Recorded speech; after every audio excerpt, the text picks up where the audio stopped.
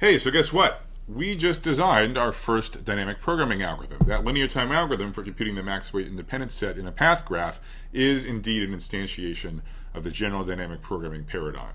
Now, I've deferred articulating the general principles of that paradigm until now because I think they're best understood through concrete examples. Now that we have one to relate them to, let me tell you about these guiding principles. We will, in the coming lectures, see many more examples.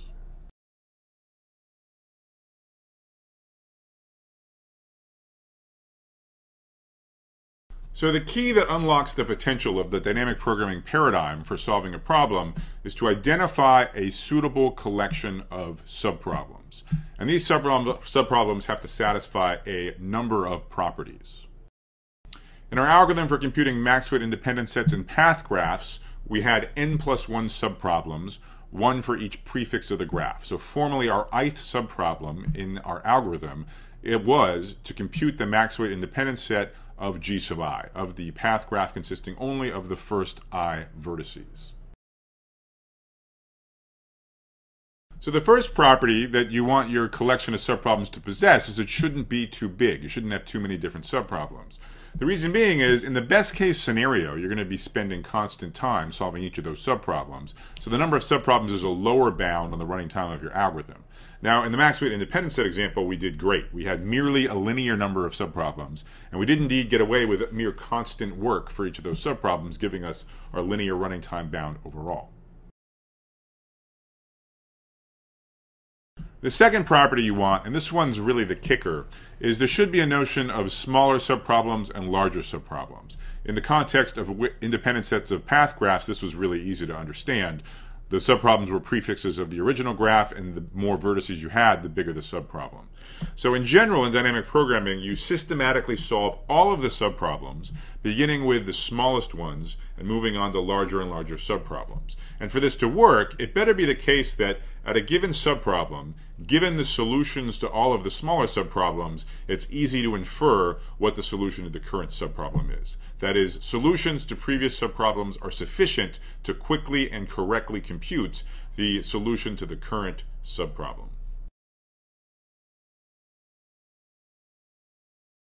The way this relationship between larger and smaller subproblems is usually expressed is via recurrence, and it states what the optimal solution to a given subproblem is as a function of the optimal solutions to smaller subproblems. And this is exactly how things played out in our independent set algorithm. We did indeed have a recurrence.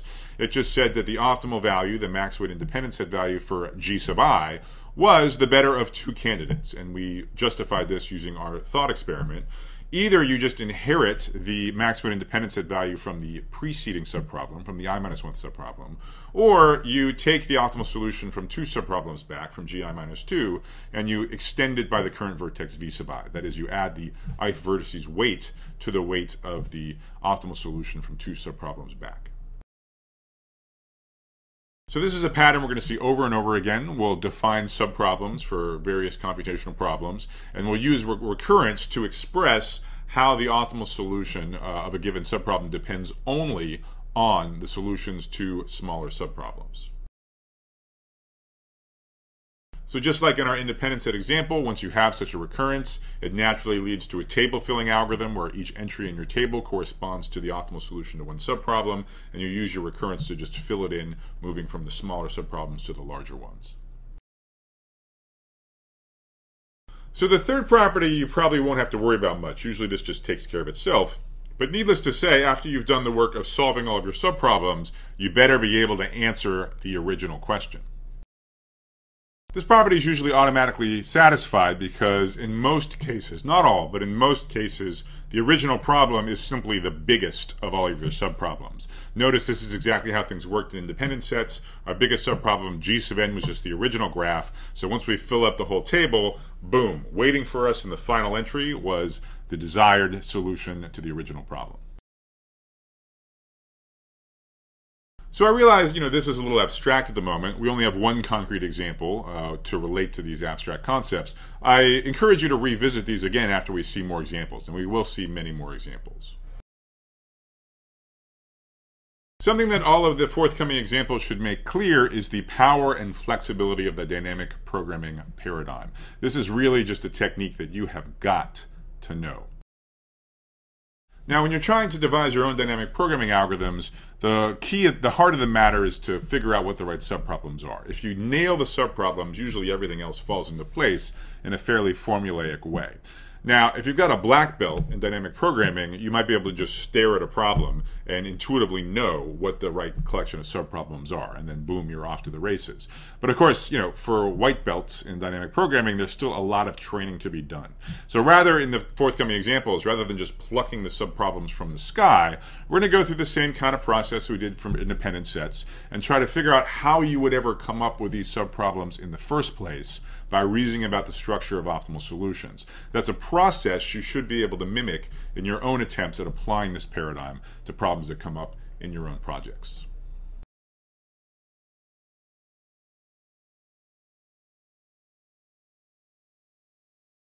So perhaps you were hoping that once you saw the ingredients of dynamic programming, all would become clear why on earth it's called dynamic programming.